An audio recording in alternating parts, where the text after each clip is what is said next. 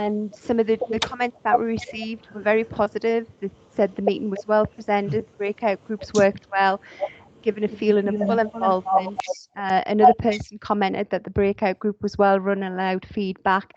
There was a wide range of views, all were valued, not good as in person, but the nearest thing. And the graph just shows you the percentage of feedback that we received and by the age groups of the people that were present at the event, and also the ethnicity. Next slide, please. And this is the ratings, and it's out of a maximum score of 5. So just like to say thank you to each and every one that fills in the Survey Monkey, because we really value your feedback. Next slide, please. Right. So at the last event, we had Caroline Kavanagh who came along, and the comments that were shared on the day, she is now fed back to the clinical directors. And this was all based on the points raised by the members who attended the event in April. Some of the views that we captured were how PCNs could forge closer connections with the patient participation groups, how the ICS could work with PPGs, out of hours GP services and the linkages with PPGs, maintaining social prescribing under the new structures, PCNs and their contractual requirement in relation to PPGs. Other feedback was the need to ensure that the voice of patients and carers continues to be heard as the new structures and the ICS moves forward. The desire for a scope and exercise to be undertaken to identify examples of good practice amongst the active patient participation groups and their relations with PCNs, with the ultimate goal of disseminating best practice throughout all PCNs, both in Newcastle and Gateshead. There was also the need to consider an online portal across both Gateshead and Newcastle to better disseminate information, but also to bring together all discussions amongst local health providers, patients, carers, as well as the voluntary sector, charities and health champions. At this point, I'm going to bring, the feedback that we've shared with Caroline, as I've mentioned, she has already raised it with the clinical directors, and we will bring back progress on the work that Caroline's doing at a future forum. Next slide, please. This slide just gives an overview of some of the work that the engagement team have been working on. So they've worked with colleagues looking at the Children and Young People's Group, Alcohol, Sedentary Prevention Initiative, Integrated Care System Initiative, the Long-Term Condition Group, Targeted Health Lung Checks, Children and Young Peoples and Families in the SEND Agenda in Newcastle, Vaccination Inequalities, Community Forum, Connected Voice, Mental Health Transformation Project, Newcastle Neighbourhoods, Being Well in Communities. And at this point, I'm going to bring in Dan. Dan, can you please give an update on the work that Involve North East's been doing, please? Yes, I'll update quickly on 2 of the main pieces of work we've been doing the past few weeks. We have come to the end of our engagement work for the 4 PCNs across Newcastle and Gateshead who are looking to update and develop a new website approach. Those PCNs or primary care networks being Outer West Gateshead, East Newcastle, North Gosforth and Lower Gosforth/Jesmond. We undertook some stakeholder engagement for this work to complement the patient engagement that those PCNs are running themselves. We spoke to 22 stakeholder groups across Newcastle and Gateshead to complement the 5,400 patients that actually took part in an online survey. That report is getting finalised, but some of the key themes that are coming out of that so far relates to the lack of use of GP websites, the sometimes the issue, the design of the websites and the accessibility in terms of the language used, the relevance around actually, does it feel like it's for you? Is it relevant information for you? And the communication lines and having easy access to someone in the GP practice should you need any more help.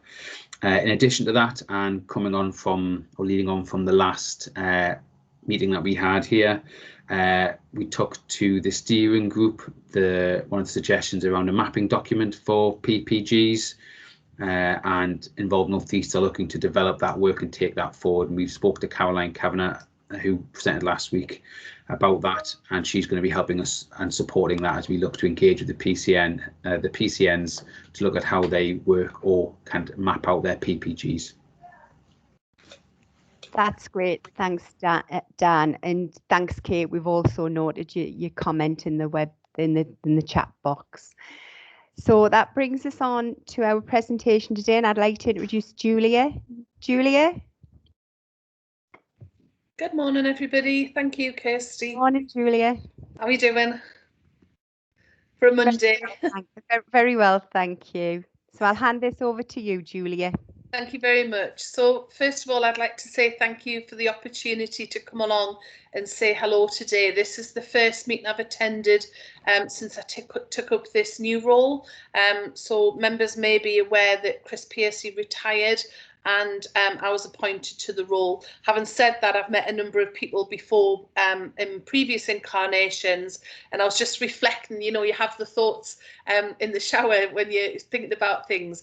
And I remember back very, very early days when we first set these meetings up, when we were Newcastle North and East CCG and Newcastle West CCG, and it's been quite a journey since then. So anybody that's been on that journey all that time, I'll say thank you very much, and hopefully we'll be able to share some thoughts as we move through the next slides as to where we might be heading over the coming months ahead.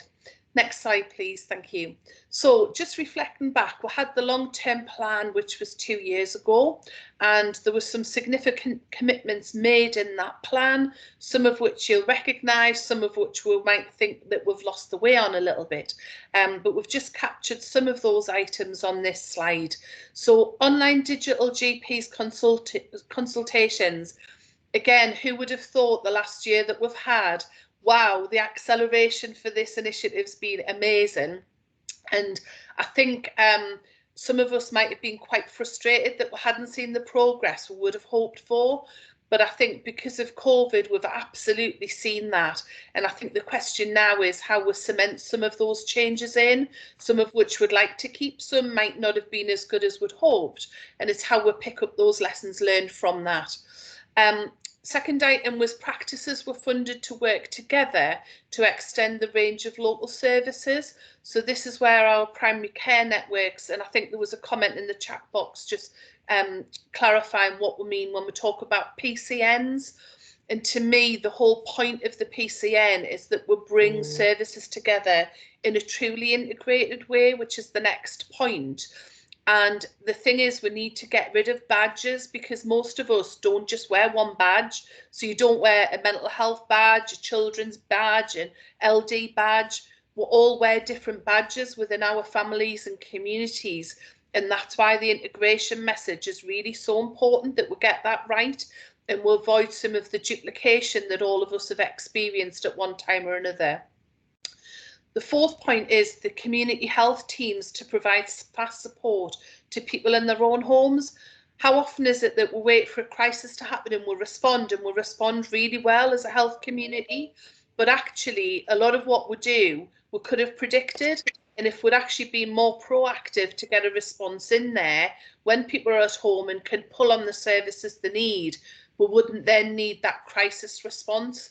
So there's something about how we get the resources into our community health teams, both mental health and physical health, children, older people, all age, to make sure we get that right support. And, you know, we hear the pat phrase, right place, right time, but that's absolutely critical if we want our services to be responsive in the way that we need them for our patients and public.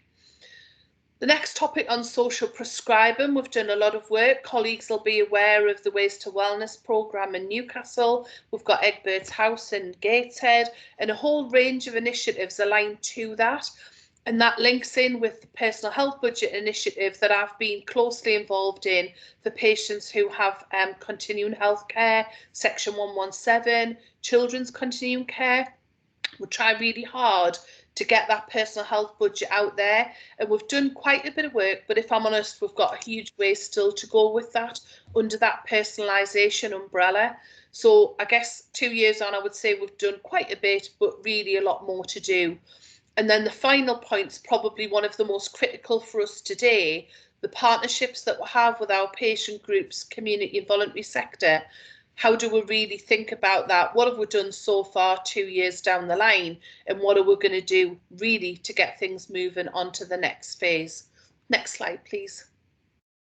Health inequalities. Again, what we've seen under COVID is that health inequalities have really accelerated the gap, sadly.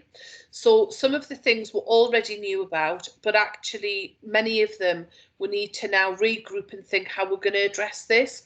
So the prevention programmes for smoking, diabetes, alcohol-related admissions and air pollution, we've really got to tackle these in a significant way now, because each single one of those we know led to a more significant impact by COVID. We know that patients with diabetes were adversely affected. We know that patients from a Black and ethnic minority background were adversely affected. And all of that needs to be considered, whether patients have had COVID or not, under the umbrella of lockdown and the impact that that's had. So we know that there's going to be additional funding on how we address those inequalities, and that is really going to be an absolute priority for the next few months. We've listed a number of other priorities on there, and they were things that would typically recognise. But again, cancer screening and diagnosis, we know that there's a huge unmet need. Patients haven't been presenting with the issues that they've had in that low-level way, and that sometimes it's a bit too late when they're now coming forward because people have been frightened, they didn't know what to do with COVID. So we're really, we'll have a backlog of patients who might have been waiting for treatment.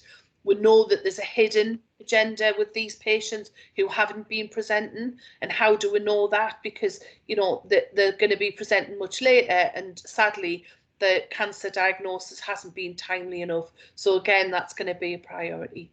Next slide, please.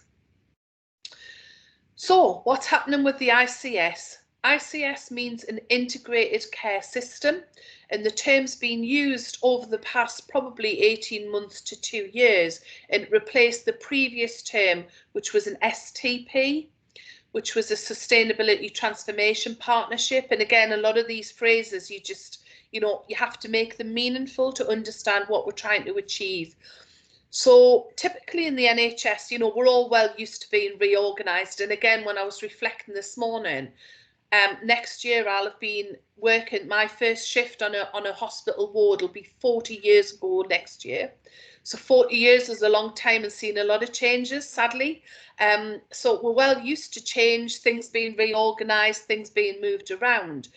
But this is quite different for me personally. I just think I've never been in a situation where we haven't been given something's gone through Parliament, you're then given the kind of letter that tells you this is what you have to do, and everybody regroups and we get on and do it, and we're really good at that in the NHS. But in this case, we haven't had the legislation yet, hasn't been through Parliament, but we're being told we have to do it because it was announced by the Secretary of State, and it's all just a bit not quite clear, I would say, from my personal perspective.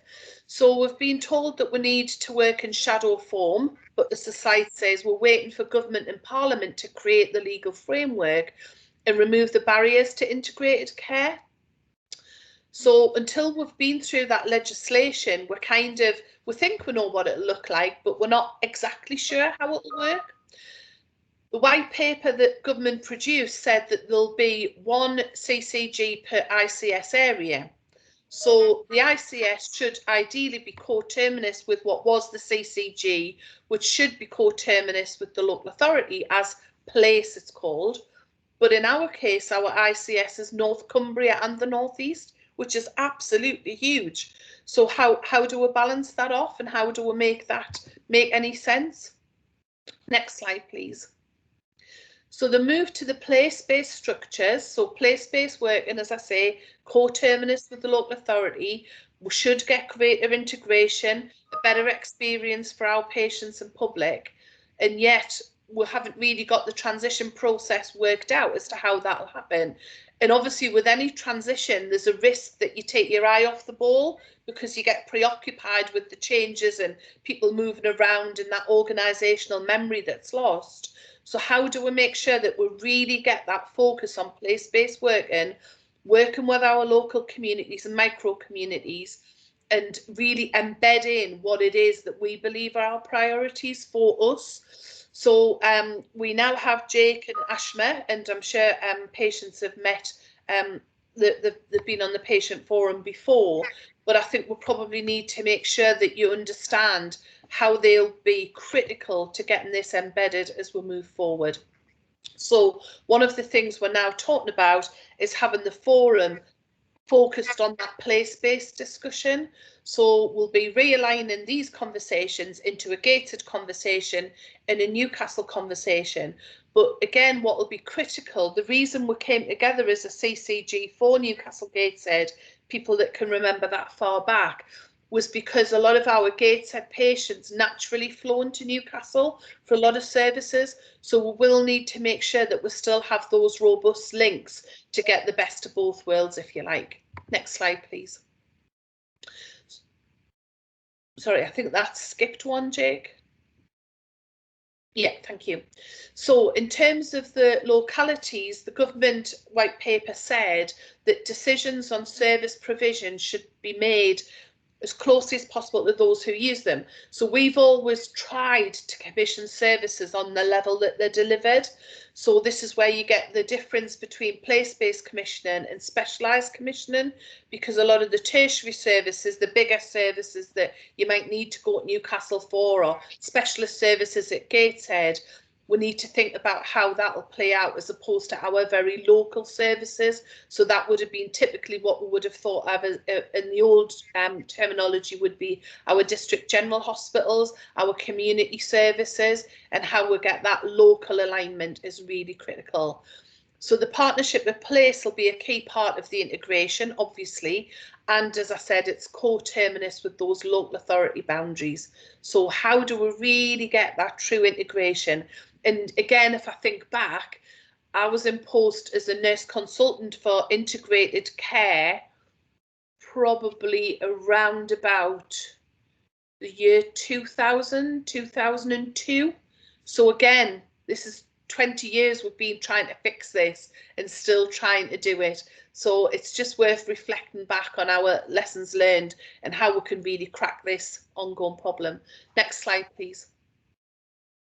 So the consultation that was completed in February said that the ICSs need to be on a stronger statutory footing. So that means as a CCG, the current statutory functions we have will move to an ICS.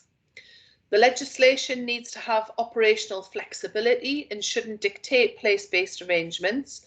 And again, that flexibility is probably why there's a little bit of uncertainty, because it's, you know, it's not crystal clear what it is that we need to be doing. But it is clear that the ICS will be the statutory body.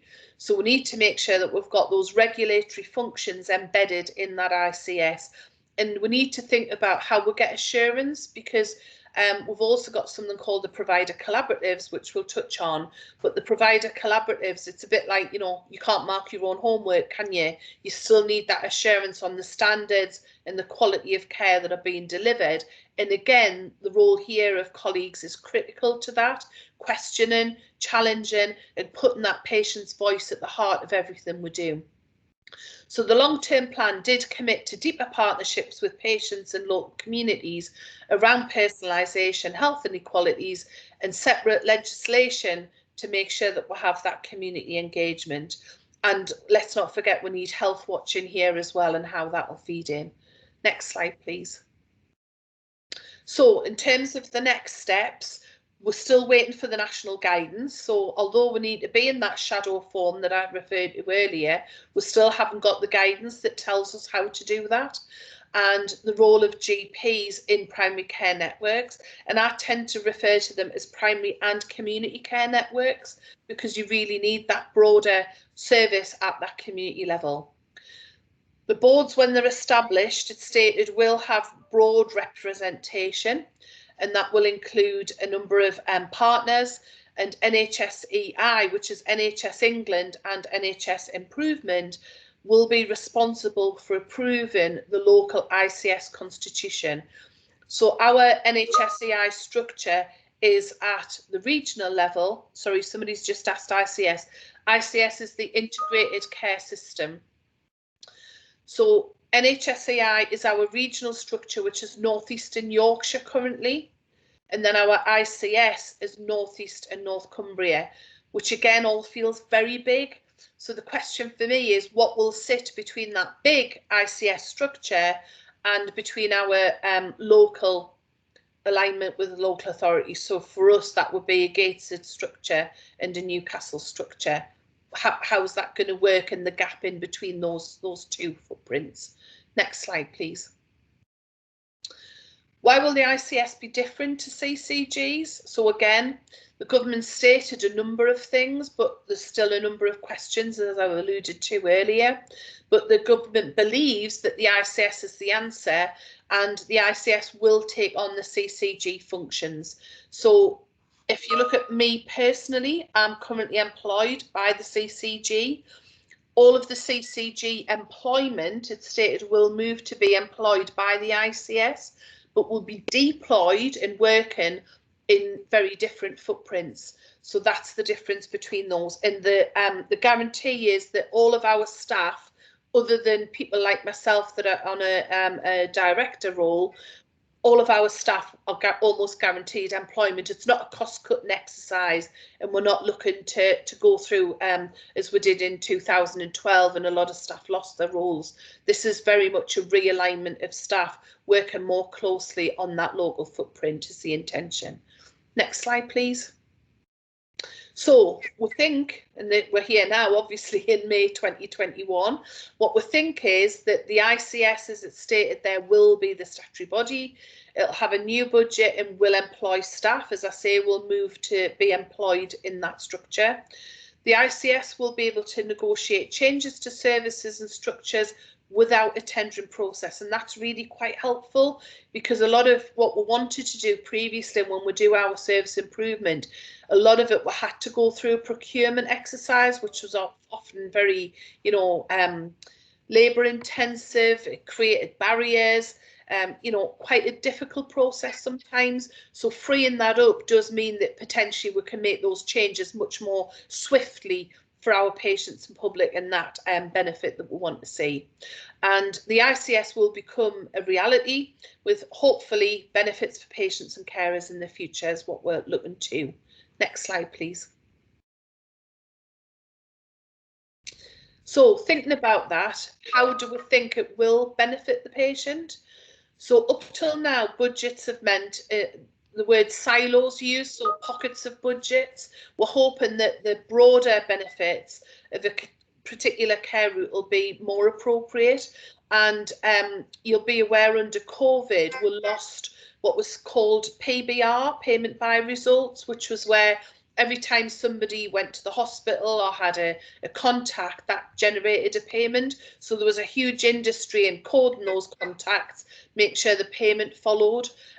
We've moved towards block contracts under COVID, and that's really simplified it. So it gives assurance to the organisations how much money they get. And then that freedom to be innovative and creative around how that money's used, again, without procurement and without being stymied around counting everything, is hopefully what we're going to be able to do to free things up. So commission services will be evaluated around the benefit to patients, and we've included an example there that a particular treatment might be preferential, not just because it's for a long-term condition, but also positive mental health benefits and social benefits. So that cumulative effect, rather than just looking at details and very siloed ways of working, we believe will support that integration agenda and have a much more appropriate outcome. Next slide, please. So changes to the budget, improving the experience, again thinking about those organisations. So instead of the separate budgets being given to primary care, foundation trusts, mental health providers, that will be one budget managed by the ICS, and then the provider collaboratives, excuse me, provider collaboratives will come more closely together to support each other. And we did see some of this happening under COVID. where we had a lot of mutual aid being provided. People weren't worried about, well, I'm not giving you anything because that's from my budget, so why would I help your budget, that kind of thing. We did see a lot of that. Thinking about the discharges from hospital, if you remember, you know, this time last year, we saw a huge number of patients being discharged because we didn't have to worry how that was going to be funded. Sorry, that's my phone ringing, so please just ignore that. The ICS will be responsible for ensuring patient experiences will be seamless between providers with the aim of driving up the quality of patient care. Next slide, please. So thinking about health inequalities, as I said at the beginning, this is a significant area that we really need to consider. So I'd like to focus our thoughts on this for the next few slides. Next slide, please. So why is this an urgent priority? If we think back to the Marmot report, which was, you know, over 10 years ago now, we knew then that people living in the poorest neighbourhoods died earlier than people in the richest neighbourhoods. The Health and Social Care Act in 2012 created a legal duty for us to reduce health inequalities. And last year's report, mortality rates from COVID in the most deprived areas were more than double than the least deprived. That's quite a stark statement. Double, least deprived to most deprived. That's just, you know, we can't ignore that. We have to act on this. And NHS England call for examples across the NHS to look at best practice in reducing health inequalities. How can we learn from what's happened? How can we improve this together? Next slide, please. This gap's quite difficult to see, but hopefully what we're trying to show on here is the pockets of deprivation across Newcastle and Gateshead, and I'm sure most of us will recognise these anyway. Next slide, please, Jake. So how do we move on from COVID? How do we make sure that we leave no one behind? March 21 report from Public Health England. This report identifies the priority groups who've been worst affected from COVID, and we need to prioritise in tackling the health inequalities. And this needs to be real. We can't just pay lip service to this. We've absolutely got to attack this in the best way that we can. So the groups that were identified in this report were our colleagues in Black, Asian, minority ethnic communities, people with a learning disability, people with severe mental illness, older people, as well as those with long-term health conditions such as diabetes, I've already mentioned, and obesity. Next slide, please. This is just a list of the web links, and we'll post these as well so colleagues can look at these in the, after the conversation. Next slide, please. Any questions? Thank you for your time. I think there was a few questions popping up in the chat box, Kirsty, as well. Thanks, Julia. Yes, there is. There's a question from Judy, and she's asking, can we feed into the framework, and will decisions be locally interpreted? So the framework for the ICS, there is a consultation. I'll find the link and share that, Kirsty. There is consultation at the moment where they're sharing some of the thoughts as to how this will work out, and we can feed into that. Yeah, Alan commented that he didn't catch what ICS stands for, but you clarified that. Yeah. Judy commented that there's some national workshops involving public voice reps beginning next week, so that would be useful. And I think Judy's attending one of those sessions, and she'll feed back at a future event. That'd be really helpful. Paul asked, can you tell people what is meant by the Northeast, e.g. which CCGs? Do you want to answer that now? Yeah, yes, please. So the ICS is North East and North Cumbria, which I think is quite interesting. North Cumbria has always been a little bit, as I say, people that have got memory will be able to think back when we used to have area health authorities, and then we had a strategic health authority. And North Cumbria has always been a bit of an anomaly in a way, because obviously it's on the northwest, but a lot of the patients from the north side, obviously, it's quicker to come to Newcastle over the A69, and some go down to Tees down the A68. So the North Cumbria element is interesting. And then we've got three areas that we talk about. So in the north, which is obviously where we're closely aligned to, you've got Northumberland, North Tyneside, Newcastle and Gateshead. In the central patch, you've got Sunderland, South Tyneside and North Durham. And then in the south patch, you've got the bottom edge of Durham and the Tees Valley.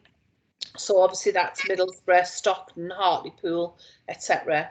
And then the border, obviously some patients from the north edge of Yorkshire, which is Hambleton, Whitby, Richmondshire, that area. Some of those patients do flow into James Cook occasionally.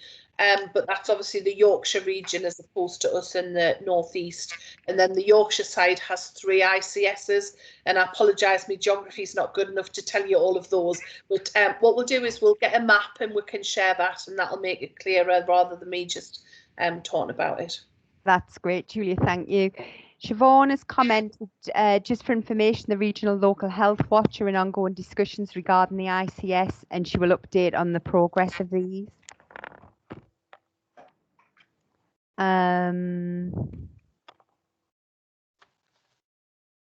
Kate's asked, what's the relationship between the ICS and these changes as described with Collaborative Newcastle? So Collaborative Newcastle is really a precursor to that place-based work and we've talked about. So both Newcastle and Gateshead have very robust system conversations. So really we've been ahead of the game in that sense because we have had that joint working, both Collaborative Newcastle and Gateshead. And in Gateshead we actually have a number of joint appointments. I think we're up to, I want to say 4 now. So we've got Lynn Wilson, who's the director for Gateshead Place. She's a joint appointment with the local authority.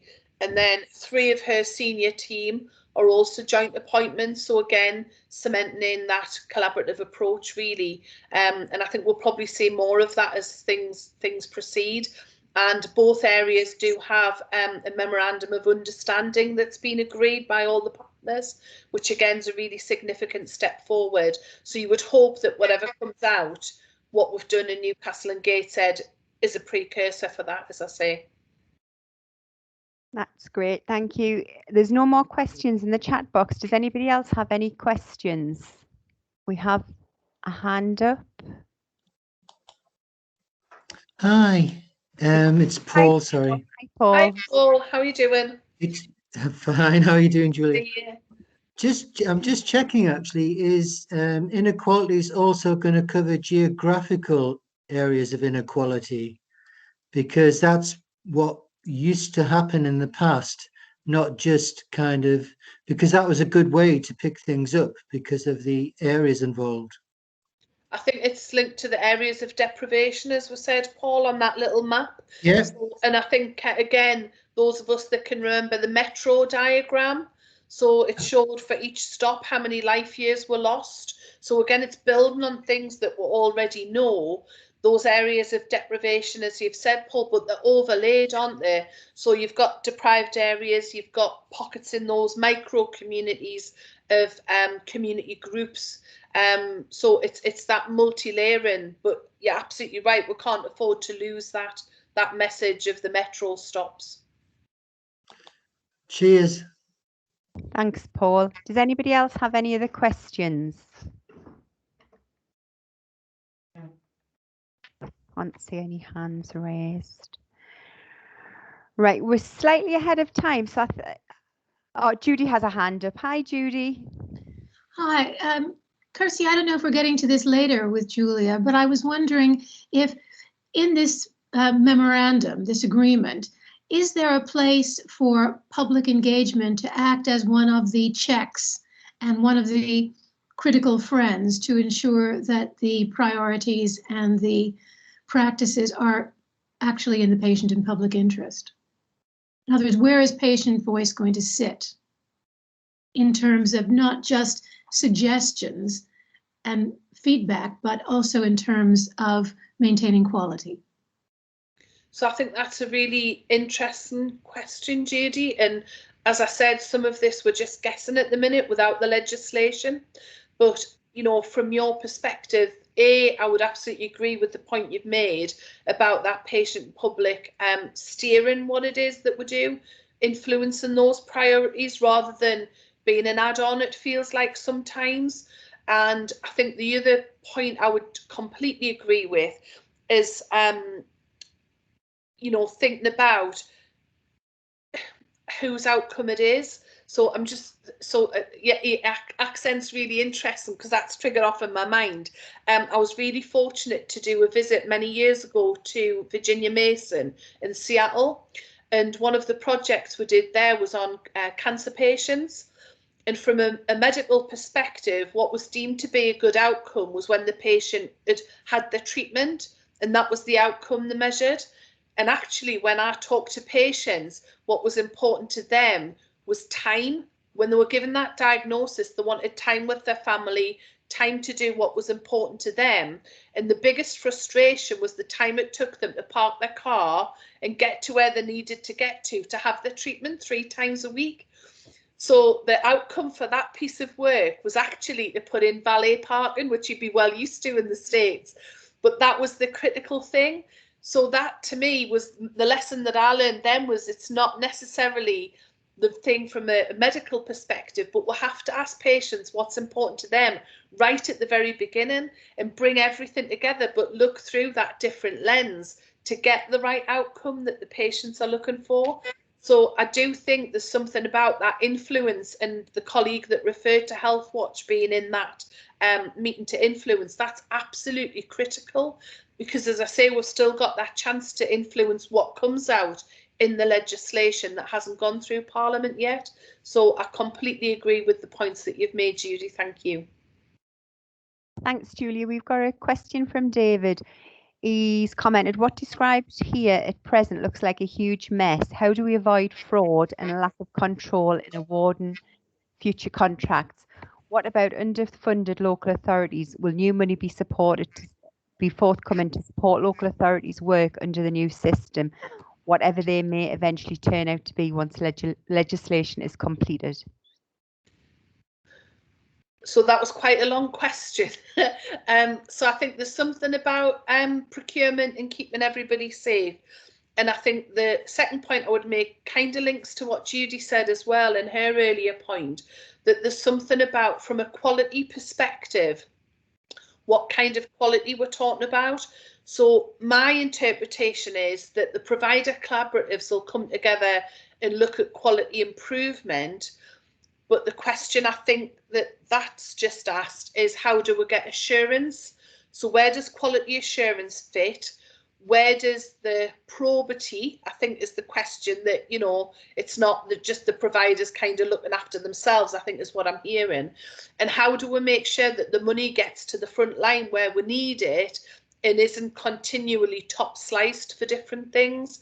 And I think, as I say, I would keep coming back to these are really helpful questions that we need to think about and then try and influence what does come out in the legislation. Because I think it's a point well made, to be honest. If we're not, as I said, procurement sometimes got in the way, but I think the point colleagues are making is that it keeps us safe as well from legal challenge.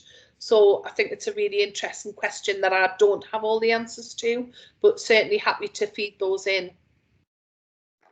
We have another comment in the chat box from Terry. He asking the patient for their views and wishes as the basis for joint decision making at an individual level.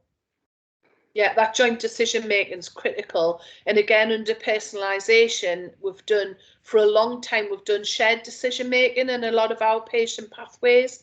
But personalisation takes that to the next level. And if colleagues, I don't know, in terms of future topics, Kirsty, but personalisation might be something we'd want to talk about, because again, moving those resources into the hands of our patients and their families and carers, so they can make very real decisions, that's quite a game changer for me. And I think that's something we might want to talk about at a future meeting. Thanks, Julie. We will note that and we'll discuss it at the steering group. Thank you. Paul, you have your hand up. Yeah, it's just to add to what Julia said. I mean, as a number of us on the board of the CCG have been concerned about quality and risk in the future, And I know there's lots of representations gone back to government about that and how is that going to work and looking at that. And in fact, some of the providers themselves are seeing that kind of oversight from the CCG as very useful in maintaining quality and risk and keeping them to account.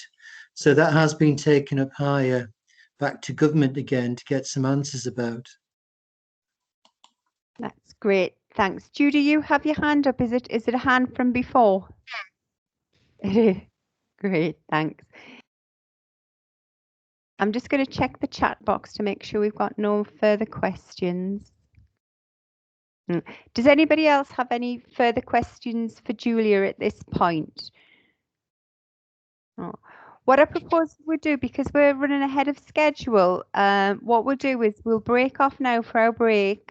After the session, we are planning to go into our breakout sessions. And what this means, it means because we're ahead of time, it's just going to give us much more time to discuss and debate and go through the questions. Julia, would you be able to join us again for feedback at 11:45? Absolutely, I'd love to. Thank you, Oh, Kirsty. that's brilliant. Thanks very much. So what we'll do now is we will break and we will rejoin at 11 o'clock. And at this point, you will be put into your breakout sessions. What we are doing is we are having a Newcastle breakout. And we're also having a Gateshead breakout. And I understand that you've been asked to express your preference. Anybody that hasn't, what we'll do is it'll be best guess. So what we'll do is we'll see you back here at 11, and please don't forget to put yourself on mute and turn your camera off. We'll see you shortly. Thanks now. Bye.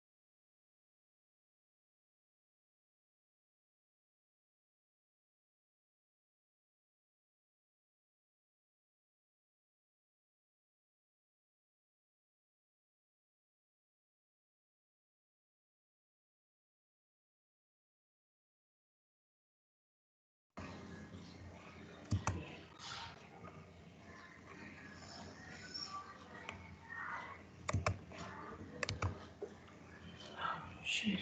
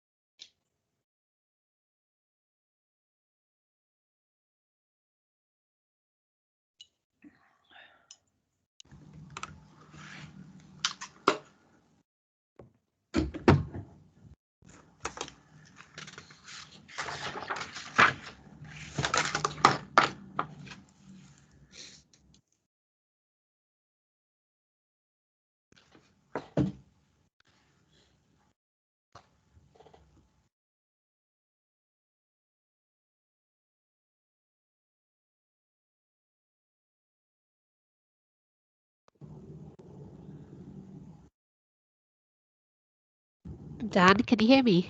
Yep. Are we in our breakout discussion? I'm a bit. I believe we 'Cause are. I yeah. can see there's been quite a few people have. I think yes, we are. Okay. I'm still in this group as well, so we haven't had the. I think Hannah's just in the process of doing the. Right. Don't- Okay. don't matter. If she's put the time at 11, we'll probably all just switch over then. So I don't think the breakout rooms have happened yet. All But right. what people will start to notice is that we'll start to move across. Okay, doke.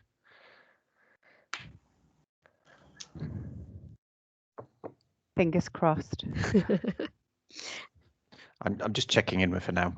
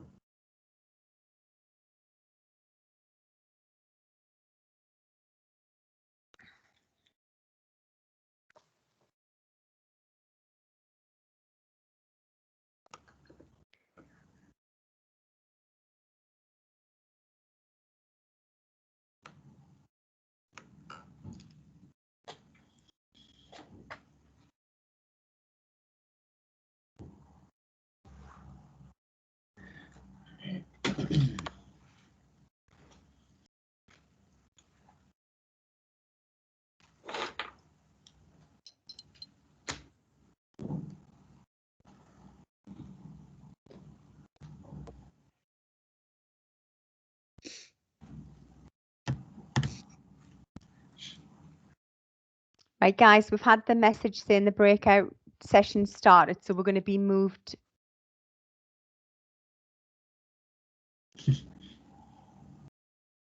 Okay. I think I've seen Kirsty and Jake disappear there. No, Jake's still there. Kirsty's gone.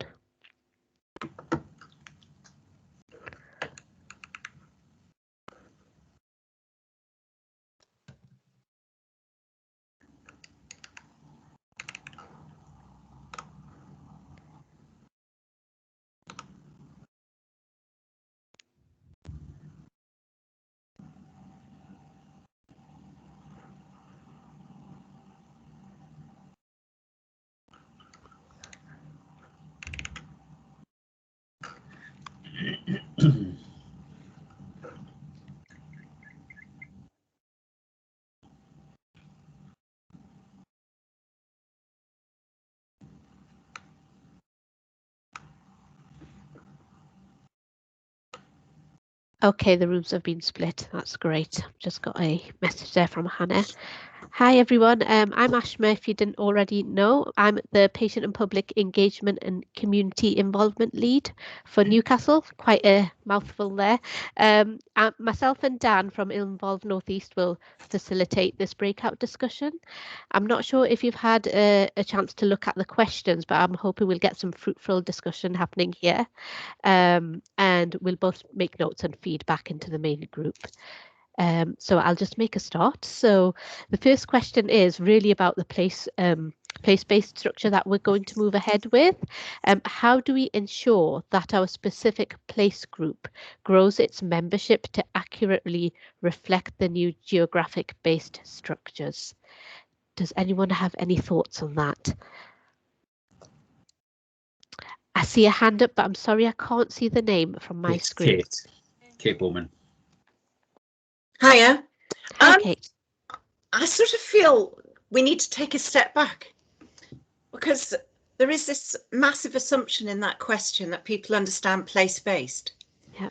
And, you know, I don't know whether I really do. So some people's place might be their community centre down the road and their postcode, and for other people it will be something else. So I think it's really important that we tackle that.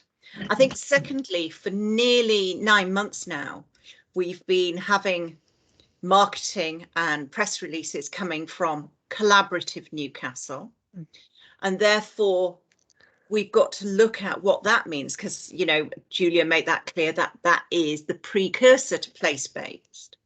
So you've got a massive marketing piece of work to do here, so that people understand what exists and what that option is to make a difference and to help. And then a lot of people are more interested in their communities and their neighbourhoods. So we need to make that link between all of this in order for us to then go to the next part of the question, which is, how do we ensure? So I think there's actually a really big piece of work to be done there. And personally, I don't think your average person understands the term clinical commissioning group. So, you know, I don't think it's about moving away from one term to another particularly. I think it's more about people not really understanding how the NHS is managed and commissioned. So I just think we need to come up with something much, much simpler for people to understand. And Collaborative Newcastle is quite nice and quite catchy. It doesn't tell us who's collaborating. You have to read the small print, and the small print is, you know, the CCG, the local authority, all the providers in our area. So that still doesn't run off the tongue. So really, really need to work on that, I think, first before we do anything beyond that. Yes, that's some great points there, Kate, and I totally empathise with you. Coming from a VCS sector, some of the things you've raised there, I can totally, I understand what you're coming from. And I've had a meeting with Collaborative Newcastle actually last week, and they're very keen to come into some of the forum steering group meetings and sort of discuss what their work remit is and how they can, you know, do joint working and get some more opinions on there. So hopefully we can get some more perspective from them. Dan, do you have anything to say? No, I think that's a great point, well made, Kate. I think the average person on the street has probably very limited knowledge of the NHS and its structures. I mean, how many years have we seen people, obviously, marketing campaigns trying to get people to use the NHS correctly? You know, going to A&E for stuff they should be going to GP for. So to fully expect patients or the public to be able to jump into structures behind the scenes, it is probably the steps before that we need to get right. Do we have any more ideas or thoughts on that first question? I know it's a very big question to ask. Siobhan's got a hand up. I would agree very much with Kate. Dan will remember I joined Involve North East a few years ago, and Dan was one of the people who tried to help me to get my head around how the NHS works. And then I moved into mental health work, and have recently rejoined health and social care via Health Watch. And I think Kate's point is really well made. It's what is people's understanding of place? And I think there's a further question, which is, what is people's understanding of place as it relates to the structures that we are discussing today? But actually, what is important to people about place as they know it and they experience it? And do we engage with those people around their sense of place rather than our sense of place? And I think there's taking that step back and giving that some consideration is absolutely vital. I'm involved in a programme with others, and one of the things that a small subgroup is looking at is this thing around Collaborative Newcastle and how people are engaged in that, and what does it mean if you are living in Kenton, Fordham, Byker, that all of these people are collaborating together, and do individuals understand the difference that is likely to be made and why it's a good thing and why it's improving services, and do they see that improvement in services? So for me, there's something about these are good and very big questions, but are we missing a trick in not taking that step back?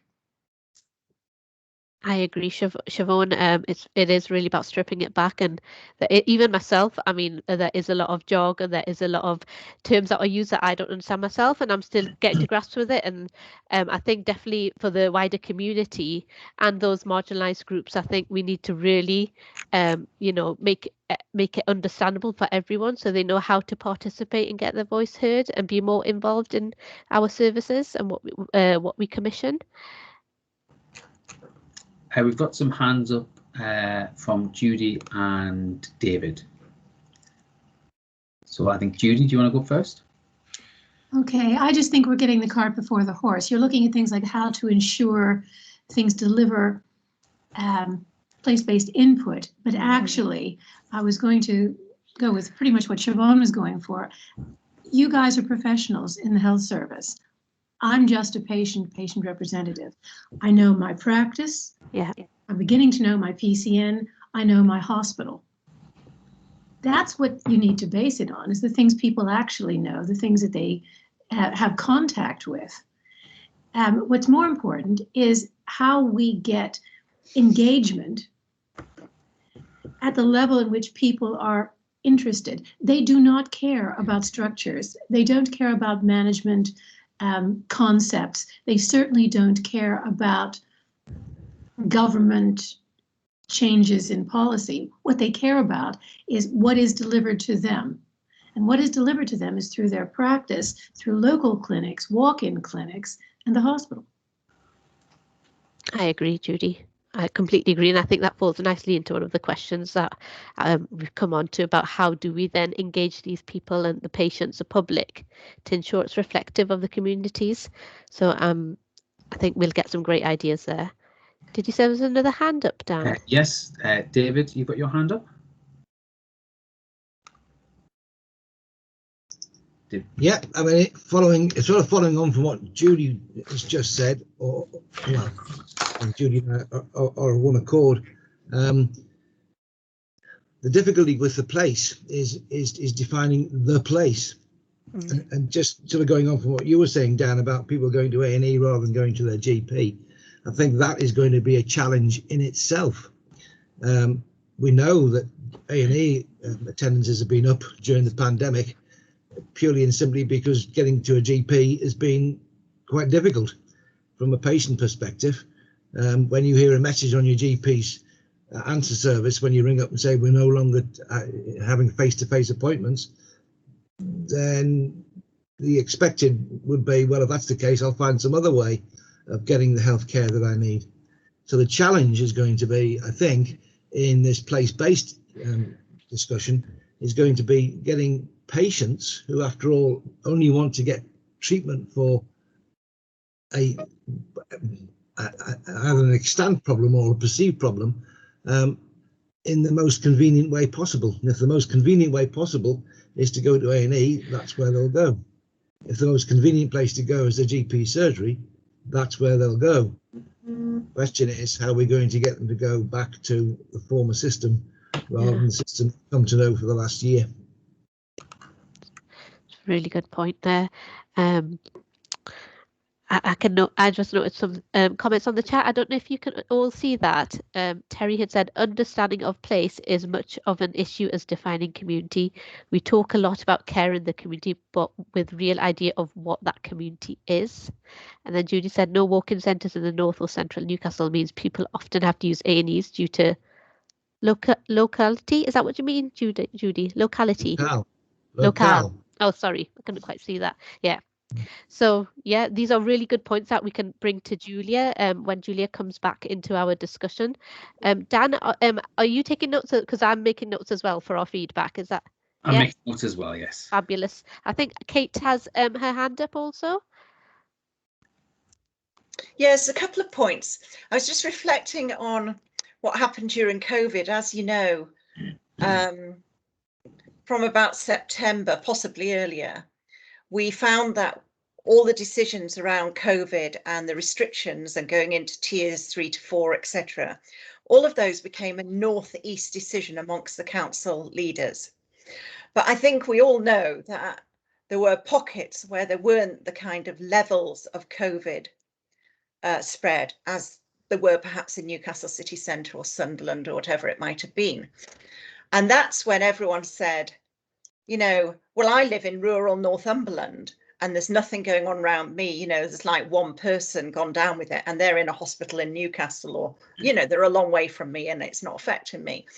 So I think people do understand their slightly wider community, but they only become the Northeast when kind of consciously they think to themselves, I'm part of the Northeast, or I'm part of Newcastle.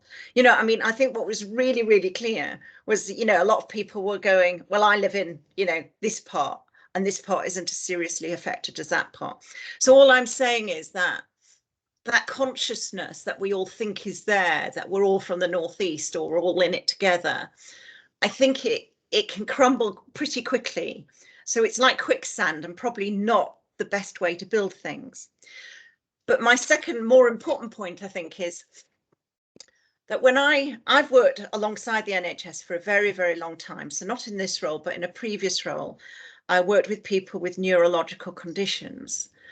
And what I found was that really they were most focused on their provider hospital and their GP surgery. That's what really mattered to them. However, when they wanted to be consulted, so focus groups and all that sort of thing, they didn't really think that they should tip up to the PCT at a certain place. For that, they felt very strongly that the NHS should be coming to them. You know, I'm talking about people who had MS, Parkinson's and various other conditions. And so they had limits to their energies, they suffered from fatigue. So whilst the NHS was saying, we want to hear from you, they never went to them, they never met them, they never made that effort. Now, it seems to me we've only got, what, 2 key engagement officers in this new iteration of the CCG, with yourself and Jake. That's right, yeah. But we have to say realistically, how are you going to do that if you're the 2 people? Are you going to be able to get out and actually see people in their patch?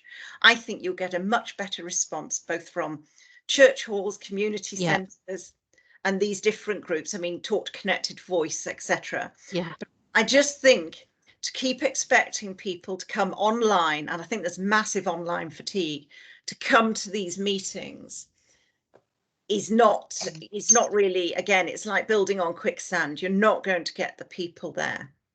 So you have a massive, really effective voluntary sector in Newcastle, and actually coming from Gateshead myself, Gateshead, and I just sort of feel that there needs to be a different method of engagement, which does not mean that people have to come to the meetings as you set them up in our current format.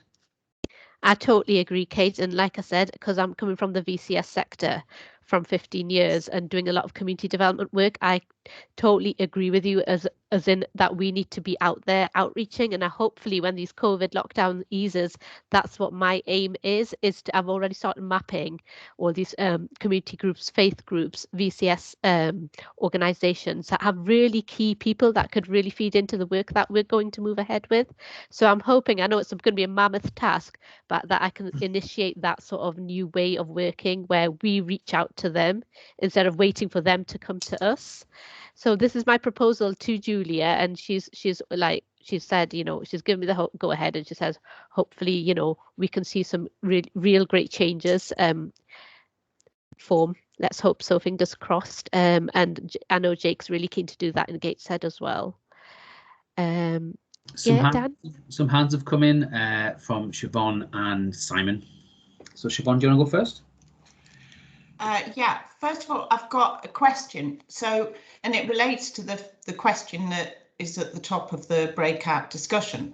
When we are looking at how do we ensure that our specific place-based group grows its membership, is that relating to the fact that this meeting that we are in today is dividing essentially into Gateshead and Newcastle? And are we looking at how does the Newcastle group grow its membership? That's right, yes, Siobhan. So that's that clarity is helpful. And then I think I've just got something else around how do we join up engagement more effectively? So if I think about who's sitting in this breakout group, I'm sitting here in the Newcastle group and represent both Healthwatch Newcastle and Healthwatch Gateshead, so could have equally sat in either group. Yes. We've got Dan from Involve Northeast who do engagement work. We've got you here from the CCG. It's how are we better joining things up and ensuring that actually there is some degree of alignment where it's appropriate, and or understanding what we're each working on, and do we do that effectively now? And if we don't, how do we get better at that? That's a brilliant point. That is great. And also, I'm not too sure, Dan, who else might be in this call that could also, you know, work alongside Siobhan, yourself and myself. That might be from an engagement perspective. I can't see the organisations. Can you, Dan? In terms of pure engagement, I can't from this group, but I can straight off the top of my head. You have the likes of Roots and Wings who do similar sort of stuff. They have a focus. They tend to have a focus around children, young people, and mental health. But there are another couple of organisations that should probably be brought into that, those discussions. And Siobhan, I think you're right. I mean, the points are all getting brilliantly made. Kate, you're right. We need to be more proactive. We can't just expect that one size fits all. It doesn't. You know, we can tell by the numbers of people who come to these meetings that it's not working the way we want it to do. We do need to be more proactive, and we do need to reach out, and we do need to make those relationships. I mean, for example, we have the community forum that Harif run, but I don't know if that feeds directly into this at all. And that seems like a no-brainer. That should be happening straight off the bat. So yeah, I think there is a piece of work, but actually be more proactive with our engagement and not as reactive, and think that people want to attend these. Because Kate, you're right. You know, if you're attending a group, you know, you're probably more than happy for someone to come along and chat to you for 10-15 minutes. But are you going to take the time out of your day to go along to this meeting when you've got other things to be doing? Probably not. So it's about engaging on their terms, not necessarily always ours. Simon, you had a point. Did you want to come in there? Yeah, it's great to hear that. Well, basically what Kate said there, that, you know, engaging people in places where they engage. So coming out and engaging with the community and community groups is great. Be fantastic to see that. But I think one thing that's key to getting engagement is that the information that you get from people, they need to know what happens to it and how that's affected without just seeing a change. So you come out, you get the feedback from people, you know, you get their information, come back and tell them what happened to that information, how it was affected, what was able to be taken forward, and what was not able to be acted on, because that really shows them that you're serious about, you know, about listening to them and feeding back to them. Because a lot of people, you know, they're quite willingly come along to these groups, but what we hear on the ground is quite often that they come and talk to us, but we don't know what happens with that information. We never get any feedback. So I think, you know, it's great to come out and talk to groups, but you need to come back to them as well after you've gone through the process of feeding that information in. That's a great point, Simon, because it might be to the average person that's coming into these meetings, like, it's all talk, we're contributing, we're helping you here, but actually what are you doing with this information? And if you don't get that, then you think, well, I'm not going to even turn up for the next meeting, because you know, I have not seen any progress. So that is a great point, and I think we will definitely feed that back into the CCG. I think, Simon, just to add to that, a lot of it is around, you know, setting out the expectations about what's going to happen. It's about closing that loop and making sure people understand that, you know, I mean, the expectations of a patient might be, I tell you something needs to change and I expect it to have changed next week. It's about maybe setting out, like, you know, we're doing this and this is the hope that we hope to achieve within the next, you know, 6 to 8 months. It's about helping them understand that, you know, this isn't can be done by next week. But at the same time, you need to kind of treat them with the respect that they deserve. If they're giving you that time, they need to be informed of what's going to happen next. They need the updates, a copy of the report, a copy of the information, that sort of thing. That should be commonplace. That should be the standard. Yeah, but they also need to know that if what they've fed in can't happen and why it can't happen, and then, you know, you're still keeping that involvement, because people get frustrated when they feed into things and don't see any actions, or some actions happen and it's not really what they sort of wanted. Yeah. Elizabeth's hands up. Do you want to come in there, Elizabeth? Yeah, I wanted to say, as a PPG chair, one thing I have been doing in terms of sharing things on is when we were getting all the notes sent to us. Sorry, I'm Elizabeth, you're sorry, very here faint. at all. Very faint. Oh, sorry. I'm on, aren't I? Because you can hear something. Very, very faint, Elizabeth. If you could speak up a bit, that'd be great. Okay. What I was saying was that am I on twice? Wait a minute. I can hear an echo somewhere. Yeah, so can I. You're now on mute, Elizabeth. Technology, is that better? No, yeah. Would it, Elizabeth, if we can't hear, would you be okay popping your point into the chat? Would that be okay? Yes, where do I find that? Is that? At the top of your screen, there should be a speech bubble. Oh yes, okay. And if you click on that, it'll give you like a text box. So you can, if you want to have a go at that, because it's really hard to hear you, but obviously you want to capture your point. I know, Dan, we've got some chat happening on this side as well. I don't know if we've gone through that. So Terry's point raised that people will access services they find accessible and in which they have confidence. What the NHS wants them to do is a very secondary consideration. That's a very good point, and I think that reflects some of the conversation we've had. And then Judy's come in and say perhaps those who are not employed by services, who are not simply representatives, should in future have separate breakouts to look at public involvement from our end.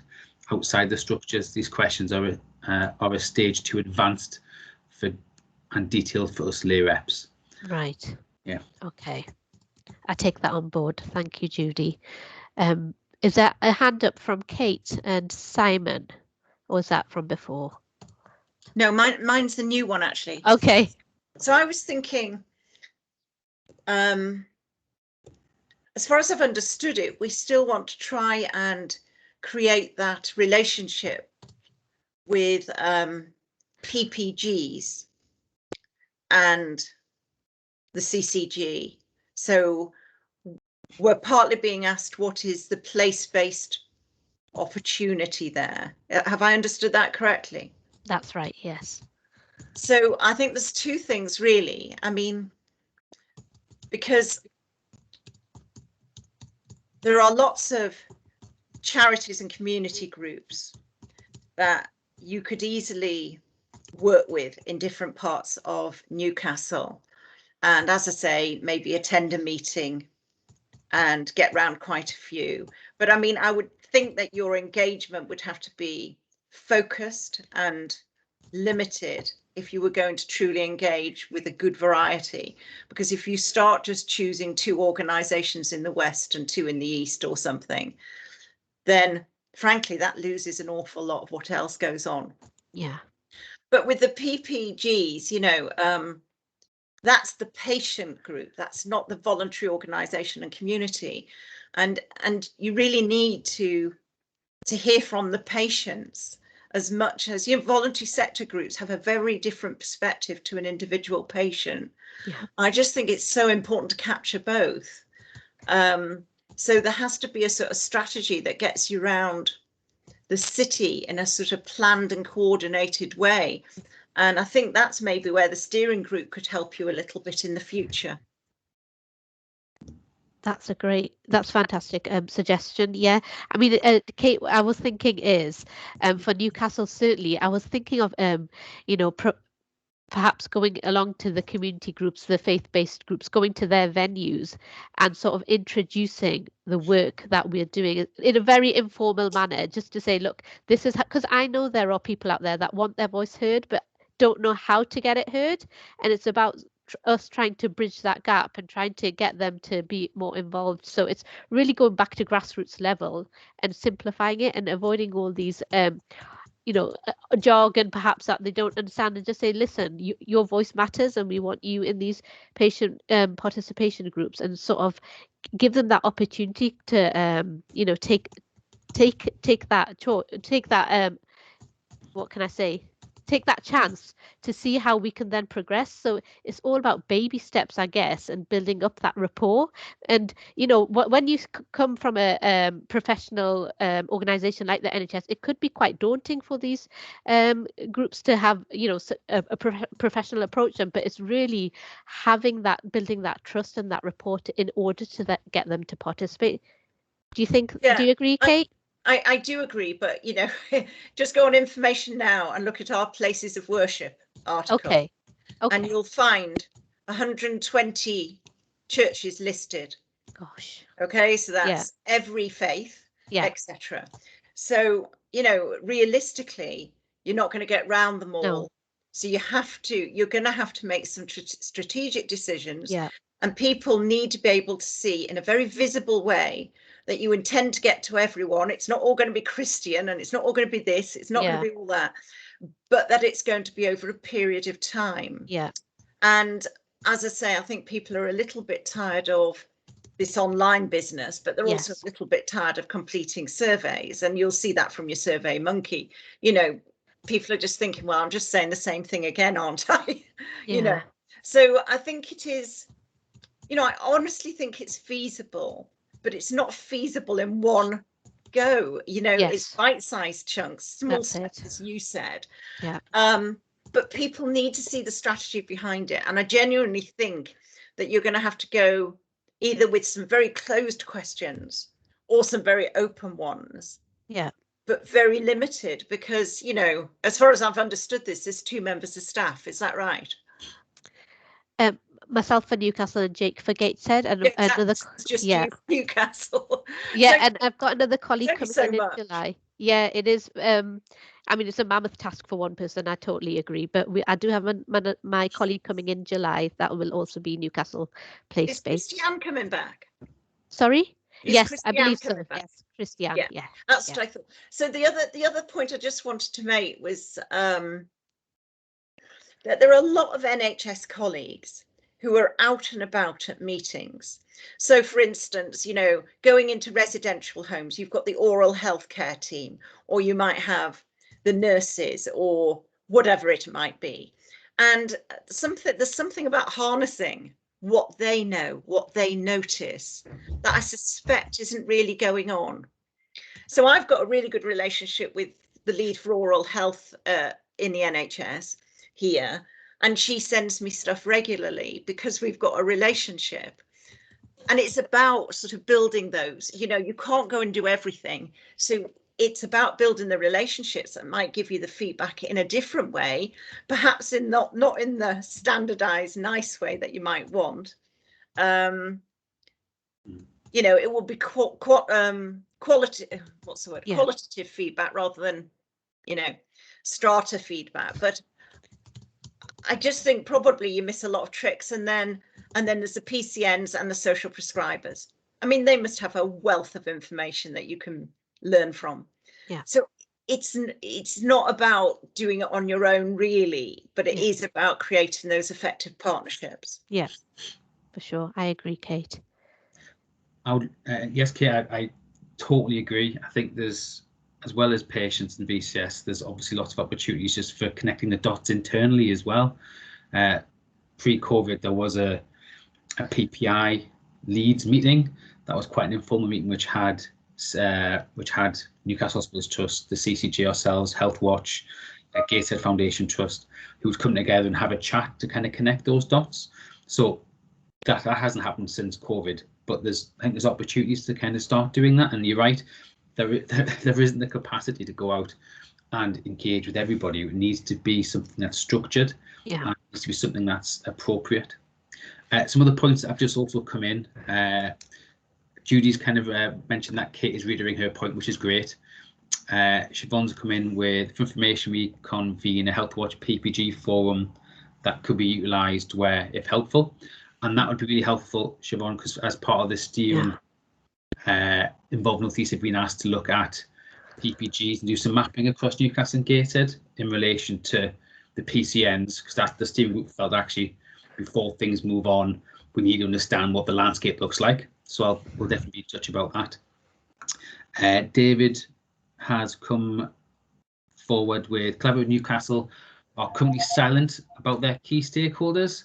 What would the CCG, as a significant member of Collaborative Newcastle, be able to do to ensure the patient voice is heard in this forum? That's a very good question, David. When it comes to some of the collaborative work that's taken place, when it comes to the mental health transformation work that's currently taking place, they have broken up the work they're doing into 4 geographical areas. And I'm aware that some of you actually might attend, and okay, you attend quite a few of them as well. And what they're trying to do is build up and do pieces of test and try work within those areas. They're really keen to get people involved in those groups. So if you all want to be involved, I would recommend maybe getting in touch with either Ashma or Jake, whoever would be kind of responsible for that, who can kind of pass you in that direction. Do you want to come in there at all, Ashma, or comments? No, yeah, if you just go through the point, I'm just looking at the points, Kate's also come, has Siobhan, the prevention team at ASC Newcastle would like to be involved in a forum of that kind, which is great. And then Judy's come back with not all PPGs are involved with Health Watch. We tried to join up 2 years back with disastrous results. But hopefully these conversations can maybe help to rectify that. And then I think that's just some comments about taking, discuss further with Siobhan. Judy, that'd be great. And Kate's come back with, please note that everyone a prevention information and advice forum for City Council, Newcastle City Council. We ran webinars during COVID and we'll begin again soon. We hope to get back to quarterly meetings run with the VCS. Great, lots of great comments there. Fantastic, yes. I think we've sort of, the questions that we had up on the screen, we've sort of come away from that, because obviously we had a few comments that maybe they're a bit too heavy, but does anyone want to make any points on any of those questions? Because I think we've covered a lot of points in our discussion, but did anyone have anything to say on any of these questions? I see a hand up. Siobhan's hand. It's me. Yep. The question about what are the urgent priorities to ensure we transition to place-based working from an engagement perspective. There's something for me about how can we identify the urgent priorities if we are all unsure about what timescale we are working to. So there's something for me about we don't want to miss any boats, but actually we don't understand what the kind of the timetable is for boats sailing and what we would need to do. I take that on board. We can propose that to Julia, you know, because Dan, do you know anything about that? Because I haven't really got an understanding of the time scales as yet. No, all I know is what was kind of broadly discussed about CCGs moving over in May next year. Other than that, as far as I know, probably as much as everybody else. Yeah. Some other comments that have just come in as well, and I know Judy just popped your hand up as well. This is the involvement forum. We should discuss involvement and how we can ensure the legacy involvement in the CCG is carried over to the ICS. I think that's a very good point. Yeah, you want to come in on that point as well, Judy? I just want to reiterate that actually a lot of this is about very strategic things, and they're not really in our remit, except in a broader sense. They're very structural. It seems to me that we actually have people here who have been involved as patient representatives, as carer representatives. And actually what we should be talking about is how we're going to ensure that when we move into the new ICS, we maintain at least this or increased levels of patient involvement, not all top down as you're discussing, but actually patient-led. You're absolutely right. I think that's a really valid point. I think that's a great point, Judy. And it's something I guess that trying to get a handle on. I guess that some of the difficulties is the structure's a little bit unknown at the minute, so they are looking around to see how things are working. I mean, when it comes to, obviously this is one of the key ways that involvement and engagement takes place from the CCG perspective. How would you want to see it? How would you want to see it taking place and improved? Well, at the very least, we have to make sure that there is a forum like this in the new structure. That's the very least. We can actually improve on what we've got, and now would be the time to have those discussions so that we can feed into it before things are set in stone. For example, we currently represent, each of us who are patient representatives or care representatives represent a group of people. That's a start. But actually, we're only in on the forum part so far. What we need to do is move through the forum into actually being more critical friends of the ICS to ensure that the voice from the public actually makes it through all these levels of voluntary sectors, NHS sectors, and actually makes a strategic difference. And furthermore, is used in terms of quality assuring that what they say they're going to do actually is done. That's me spoken too much, so I'll mute now. No, that's great, Judy. I think that's actually fits in quite nicely with what are your thoughts of the transition of the CCG move to the ICS. And you said quite rightly that the voice of the patient needs to be carried forward, and your involvement forum also, that needs to be sort of seen where that would fit into the ICS in the future. So I think that's a really valid point that you've made, Judy. Anne's come in with absolutely agree with Judy about patient involvement being active going forward. We have a few hands up there. Sorry, I just can see initials. I think David Forrester's come through. Kate, is that an old hand or a new hand? It's a new hand, but do David first. I've said plenty.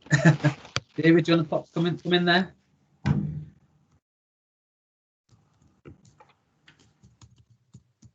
Oh, David, you're on mute if you are talking. Yeah, apologies again, following on from what Judy said. For me, I think there's going to be a lot of problem carrying forward patient involvement at the level we have it now with the CCG in an ICS that covers the geographic area that it's going to cover. So it's going to be a question of how that's going to be done. I can sort of anticipate a system where we have a hierarchy of patient input, with one or two reps maybe sitting on an ICS, given its size and its complexity, bearing in mind that the same discussions will be coming from North Cumbria, they'll be coming from Northumberland. They will have the same concerns. So how do you then represent, patient voices accurately, without them becoming sort of lost in the great sort of size of this new enterprise? I think, David, that's a great point. I mean, as we've heard as part of the presentation, the ICS will be a canny size, to put it bluntly, compared to the CCG, which we've seen them evolve from west and north and east up to Newcastle Gateshead, and we can probably see some of the difficulties in engagement as that has changed, and this jump to that very large geographical area will only exacerbate that, which I guess is the positive step. We're having those conversations now, so maybe we can put forward some of those concerns and put forward some of our ideas of how we can support that. But you're right, how do we ensure actually what we're talking about here isn't just diluted into that incredibly vast area?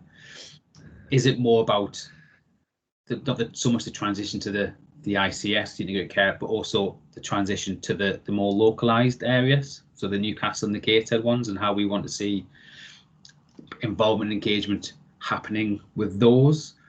And then if we can get that right, then it's a matter of them moving up to the ICS level. It's going to be a question of who, what the priority is, whether it's a bottom-up approach or a top-down or whatever. So whilst we could identify our priorities at a Newcastle level, say, by the time it gets to the ICS, they could have been completely ignored or regarded as too insignificant. Yeah, good points. Good points. Kate, you had your hand up. Do you want to come in there? Yes, I was just. I mean, I think I must say this every other week at the moment, but obviously we've got our steering group, and it's not clear to me whether the steering group will be retained in the new ICS place-based structure. But I feel that to be really equal in our behaviours, then really whatever we come to, if we continue with this forum that we're in some form or other, I would like maybe to see a patient chair. And I've said before that the CNTW service user group gets at least, I don't know, even during the online times, 50 to 75 people attending. And those are patients and carers. It's a few organisations because I go, but you know, it's very much the patient voice. They are the dominant force in those discussions. And I just think somehow we need to achieve something similar to that. Oh, that's a good comment. I think you're perfectly correct there, Kate. I mean, we should be having more patients attend. We do have, I guess there is difficulties in what patients might see as in the purpose. I guess if you're within the CNTW structure, you've probably got a vested interest in that. Well, as we've talked a bit about, do people actually really understand the NHS to have that vested interest beyond like their GP practice? So, but yes, having the goal of having 50 to 70 patients coming along to one of these, I think it isn't a crazy unachievable goal, but it's one we should set for ourselves. Yeah. Some comments have also come through as well. So Anne has also added that I would like to ask why the involvement group should fit in with the ICS. Surely we should be an integral part of its new function. I think that's a very good point, Anne. Judy's coming with we should also use the ICS as a way of sharing good practice in involvement across North East. Yeah, I think that's a very good point, Judy. And I don't see why if other areas why there shouldn't be a structure in place where we can share best practice across all the areas, see what's working well, see what hasn't worked well, and kind of learn from each other. I think that's a great point. Siobhan's also coming with, do we all know who is on the steering group and its remit? So yes, I mean, Ashby, do you want to come on that one, or? Yeah, the steering group has various members from different, different backgrounds. And if you're interested, we can send out a list and an invite if you want to join the steering group. Obviously, for data protection, we can't send out the list. Sorry, not with names, but we can tell you what sort of backgrounds they're from. And if you're interested in joining, that's certainly an opportunity we would welcome. I think we've actually joined the Gateshead team. I think we're all back together. Is that right? I can see We Kate's are. name. We are, Ashma, thank you. If you want, I can just quickly add to the steering group for Siobhan. So Siobhan, the steering group has membership from what would have been the old involvement forum, which was organisation kind of focused, and then members from the PPCEF, which would have been the patient focus. So there's a couple of us on this who are part of this. So I sit on the group as well as some others. But yes, I think we'd be more than open to having more people come along and discuss how to take things forward. Right, thanks, guys. So we've now regrouped, and what we're going to do is we're going to have feedback from both the Gateshead group and the Newcastle group. Jake, do you want feedback from the Gateshead group? Yes, thanks, Kirsty. Just checking my scribbled notes here, so bear with me a second. We had a very productive discussion, first of all, about the particular challenges of membership. And at that point, we looked at Gateshead is a smaller group compared to Newcastle, and we looked at some different ways in which we can try and expand the group.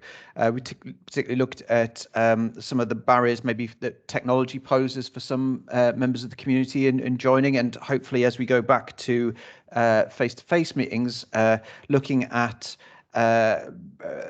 bringing in a broader range of people from individuals from getting over those technological barriers.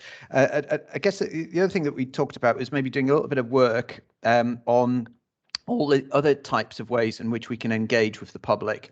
So that may be through online discussion forums, it may be through WhatsApp groups, it may be through Facebook, it may be through other types of text-based mechanism, as well as those smaller community-based groups. And I think now that we're moving more to a Gateshead geographic group and a separate Newcastle geographic group, having those actually having those meetings within the community will give us an opportunity to reach out to people that maybe haven't been engaged with in the past. We also looked at how the agenda needs to be set by those people who have got specific concerns. Individuals may not be that interested in the technical side, if you like, or the structural side of things like an ICS or other, rather obscure acronyms. And we also are aware that sometimes London and the diktats and structure that come from London don't seem particularly relevant to people who how they actually experience the NHS. So we wanted to see if there were ways in which we can simply communicate with people, but also get better at getting their personal feedback, whether that is compliments, criticisms, suggestions, so forth, and basically listening to their specific concerns, how people feed that in, but also ensuring that we keep a good record of what that feedback is from individuals, and ensuring that they get an answer to their questions too, and tracking trends, tracking concerns, and making sure that we bring in all the different groups, whether it is GP groups, whether it's PALS, whether it's Health Watch, whether it's foundation trusts and hospitals, making sure that people are signposted to the appropriate mechanism by which they can communicate, but also bringing all of those different groups together and ensuring that we can see that those good ideas that come from it are then acted upon. So it's like a you said, we did type structure that we need to move to. We had a discussion about how we explain to people what they're entitled to, how they can access things, and maybe producing a simple leaflet or something like that will be able to explain to people that as we go forward with a more integrated social and health structure, because obviously we're going to be working more closely with local authorities that in Gateshead, the council, how we communicate that more joined up working with the public, who are, in the end of the day, more interested in how they experience the service rather than, as I say, the structure. Kirsty, have I missed anything? No, I think you've covered everything, Jake. I think it was a really useful discussion in the Gateshead group, and I'd like to thank everybody that contributed. Dan, are you feeding back for Newcastle? I'll try. Yeah.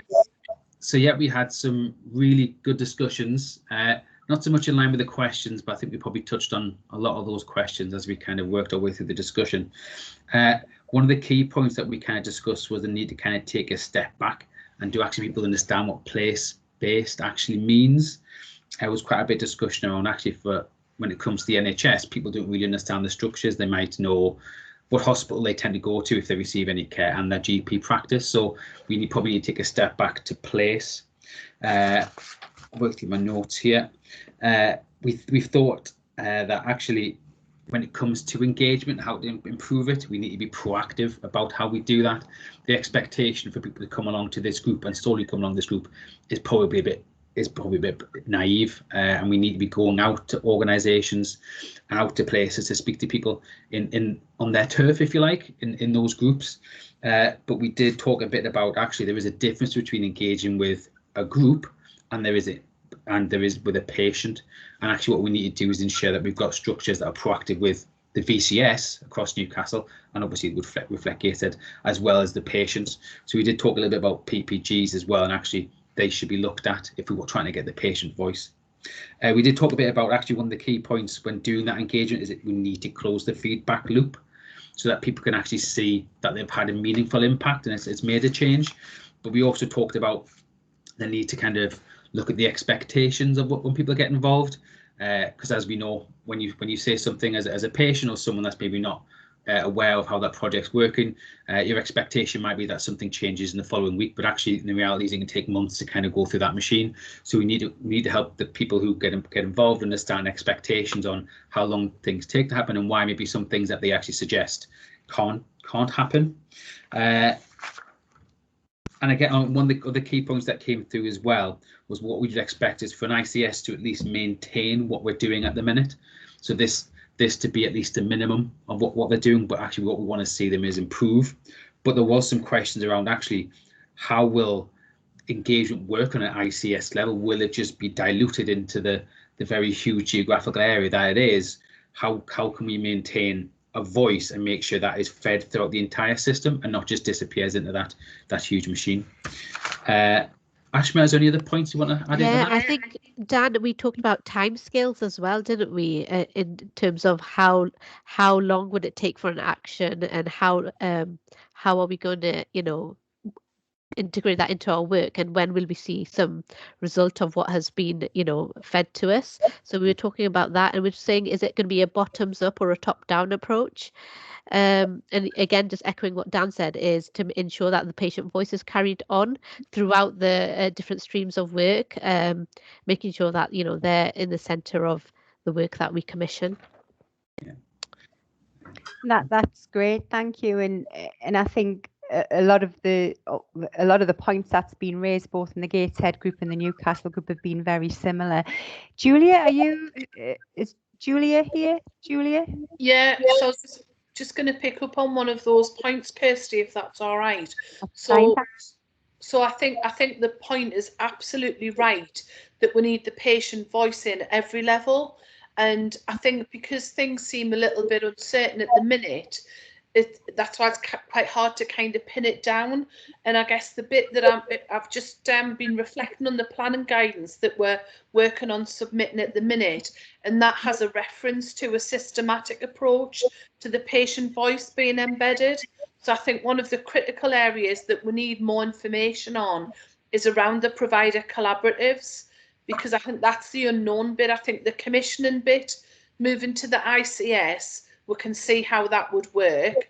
The place-based conversations and, really making sure that we get that community engagement and feedback, feeding up and informing and influencing is critical. But I think for me personally, I'm less sighted on the provider collaborative. And there's something about just listen to feedback. We need to make sure that it's a bit like the old days where we had the national service framework. So the outcomes will be set at that very high level, but how it's delivered and the nuances of that, thinking about the inequalities agenda, is how the success will be measured for me. And then that links back to the questions that have been absolutely raised. How do we get that feedback and make sure that it's as multifactorial as it possibly can be? And I think the point's well made that we don't want to lose. So, for example, some of the work we've been doing on care homes, we're looking to harness the soft intelligence of everybody going into those care homes, whether it's families visiting, community nurses, case managers that we have at Ridley House, and we're capturing that very low level intelligence from a quality perspective to try and harness that and make sure it doesn't escalate and then becomes a safeguarding issue or a patient safety issue.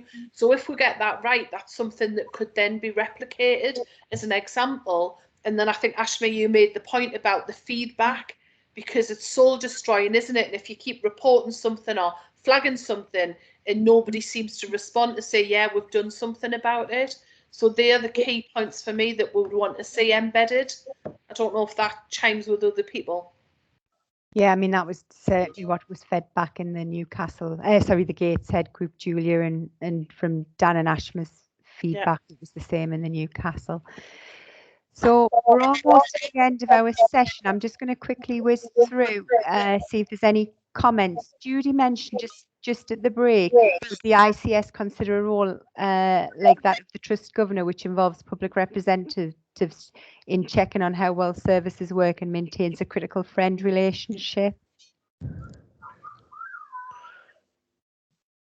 Sorry, so I suppose until we get the legislation, we don't know what will be mandated. Yeah, very difficult. I'll just whiz through all those other questions because they were in respect of the breakout session. And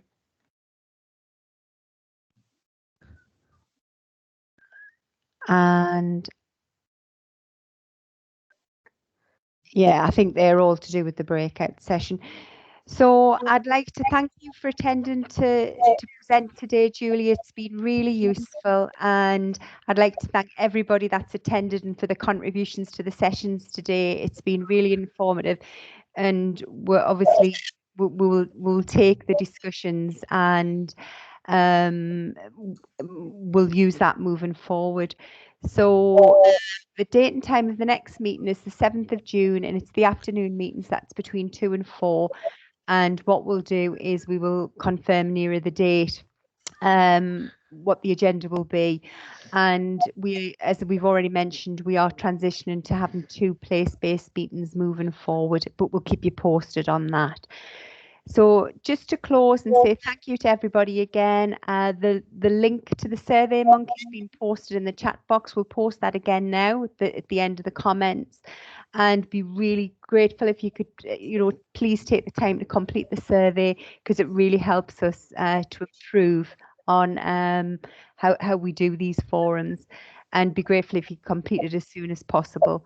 A written summary will be sent out to all of those, including those that were unable to attend today. The recording will be published on our website. And once again, just a big thank you to each and every one. Julia, you've got your hand up. Just to echo your comments, Kirsty, and say thank you very much for inviting me today. And I'll certainly take on board everything that's been shared.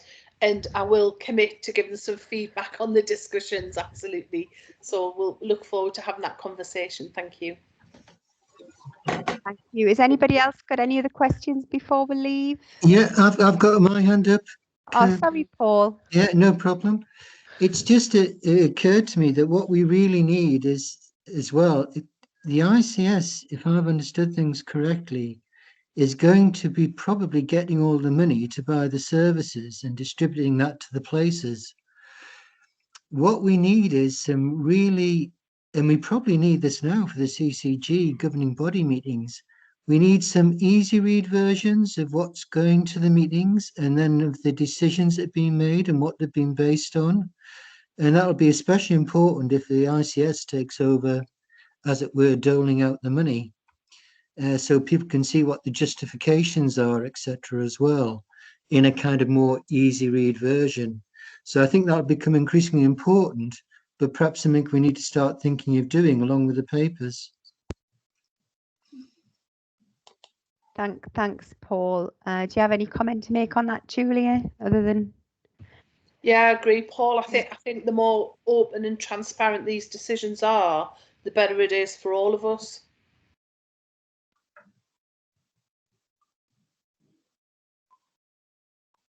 Checking. Pat, you have your hand up.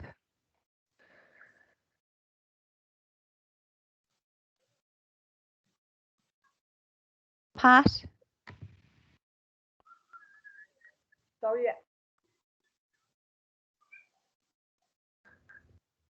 Hiya, Pat. We can't hear you.